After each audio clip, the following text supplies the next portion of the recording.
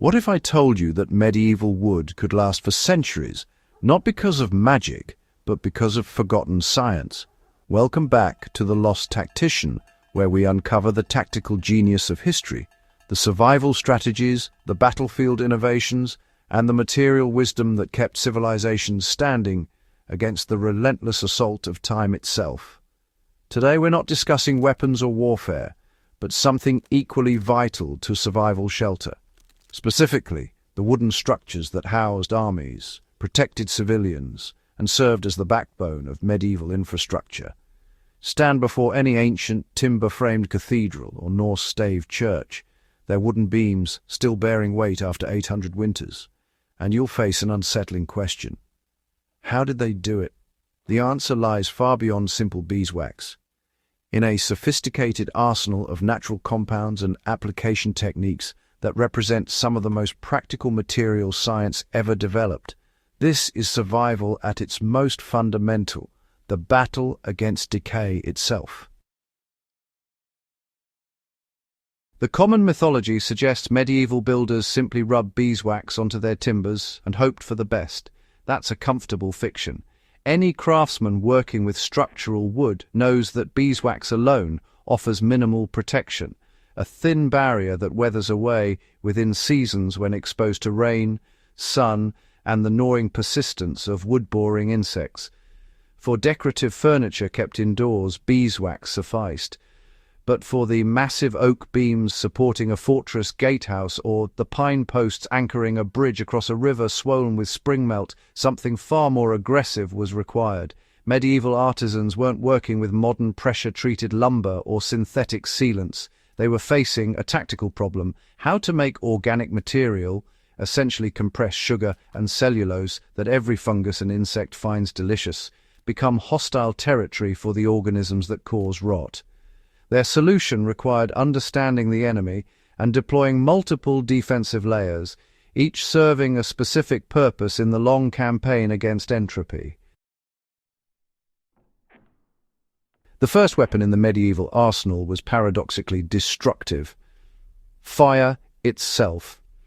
Charring, known today by its Japanese name yakisugi, involves carefully burning the outer surface of timber until a layer of pure carbon forms.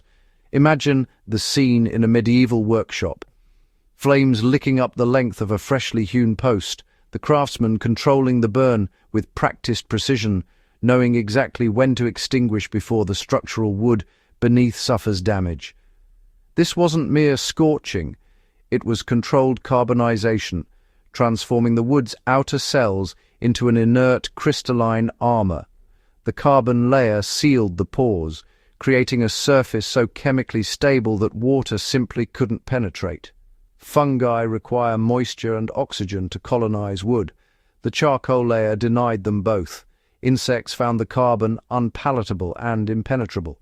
Even fire itself struggled to ignite the charred surface, as the carbon had already surrendered its volatile compounds.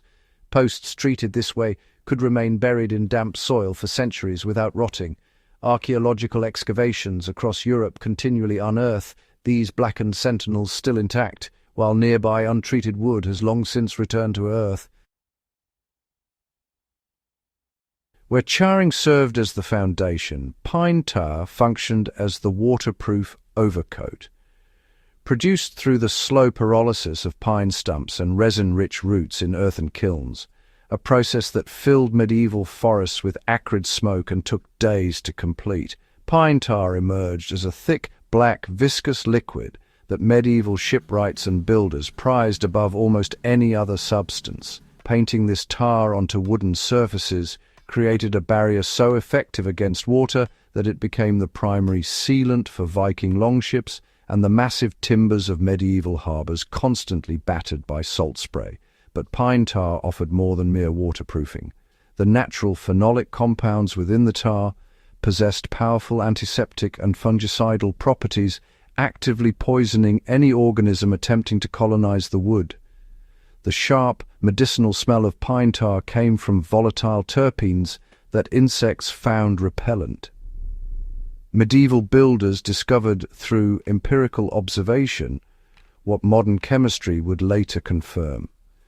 Pine tar didn't just block decay, it actively fought it. For finer work and interior timbers, medieval craftsmen developed sophisticated finishing systems based on boiled linseed oil and beeswax combinations.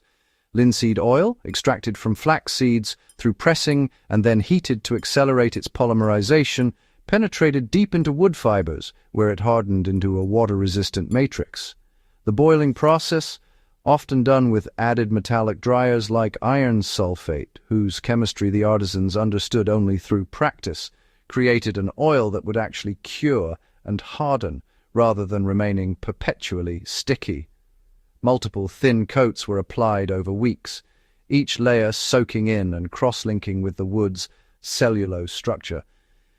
Once the oil had penetrated and cured, a final mixture of beeswax, softened with turpentine, created a sacrificial top layer that shed water and could be renewed as needed. This wasn't a single treatment, but a system. The oil provided internal reinforcement while the wax offered external protection, working in concert like chainmail beneath a surcoat. Perhaps the most overlooked aspect of medieval wood preservation was what happened before any finish touched the timber. Proper seasoning, the slow, deliberate removal of moisture and soluble sugars, determined whether any protective treatment would succeed or fail. Air-drying timber for years under covered stacks wasn't impatience. It was essential preparation that allowed moisture to escape gradually without causing the catastrophic cracking that rapid kiln drying produces. Some builders went further, submerging logs in rivers or ponds for months or even years in a practice called water seasoning. The flowing water leached out the starches and sugars that fungi and insects feed upon, leaving behind a wood matrix that offered little nutritional value to potential colonizers. When finally dried and treated, this seasoned timber became a fortress, its structure intact, its enemy's food supply eliminated, its surfaces sealed with multiple defensive layers. Standing in the shadow of these ancient structures today, we witness more than architectural achievement. We observe tactical thinking applied to materials science. Medieval artisans understood that survival, whether personal or structural, requires defense in depth. Multiple overlapping systems, each compensating for the other's weaknesses, creating resilience through redundancy. Their methods offer modern lessons in sustainable preservation and remind us that the most effective solutions often emerge from careful observation, patient experimentation, and respect for natural systems. These weren't primitive techniques, they were sophisticated responses to real challenges, proven effective across centuries of the harshest testing. If this deep dive into medieval survival science resonated with you, demonstrate your tactical awareness. Hit that like button, share this knowledge with fellow history and survival enthusiasts, and subscribe to The Lost Tactician, because understanding how our ancestors defied decay teaches us how to build things that endure. Until next time, stay sharp, stay curious, and remember, the best tactics survive the test of time.